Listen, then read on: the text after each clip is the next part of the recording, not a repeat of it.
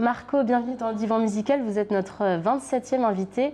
L'objectif de ce divan, c'est vous découvrir différemment grâce à 2 morceaux de musique, de chansons que vous avez choisis et sur lesquelles vous avez des anecdotes à nous raconter. On commence par votre premier choix, Agua de Julien Louraud. On écoute, on regarde, on en parle après.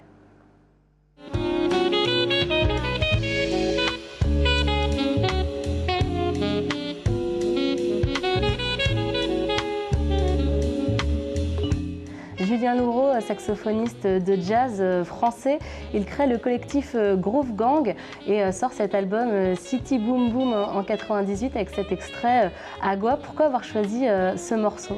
Du coup, la première fois que je l'avais entendu, j'étais en soirée et je me souviens que j'arrivais plus à écouter la personne qui me parlait. J'écoutais justement ce qui se passait lors de la diffusion de cette piste.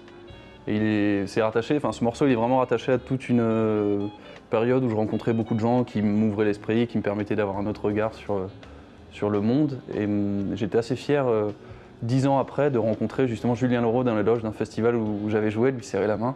Et sans lui dire bravo ou lui servir un discours mielleux, mais juste être fier de l'avoir écouté 15 000 fois et de pouvoir le voir en personne. Et c'est le seul album que je peux écouter peut-être jusqu'à ma mort sans m'en lasser, celui-là particulièrement. C'est magnifique. On va passer à votre second choix, The Cinematic Orchestra. C'est, alors j'ai oublié le titre, mon Dieu, Man with a Movie Camera. C'est ça, Man with a Movie Camera. On écoute, on regarde, on en parle après.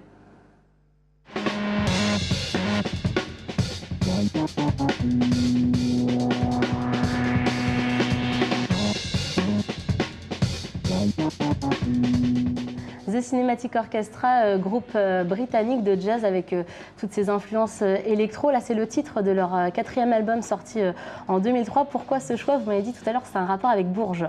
Ouais, en fait, c'est un album que j'avais découvert au fil des échanges avec les amis, signé sur Ninja Tune, qui est un grand label anglais qui mixe tout un tas d'influences jazz avec des samples et des échantillons électro. Et cet album-là, c'est plus le son précis de la batterie, parce qu'en fait j'ai écouté du jazz, on va dire le jazz des origines, mais j'ai toujours été attiré par les sons électroniques et là c'est vraiment mon oreille qui était complètement attirée par le son de la batterie, la finesse et la manière dont c'était composé. C'est rattaché vraiment à une période justement de mon apprentissage aux Beaux-Arts de Bourges, parce que cet album c'est la BO d'un film d'avant-garde soviétique, L'homme à la caméra. Voilà.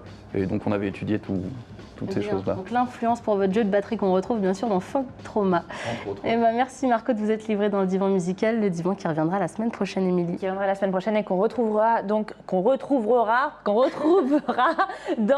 bien entendu la chaîne YouTube et le SoundCloud du Divan Musical. Merci beaucoup Marco de vous être prêté au jeu.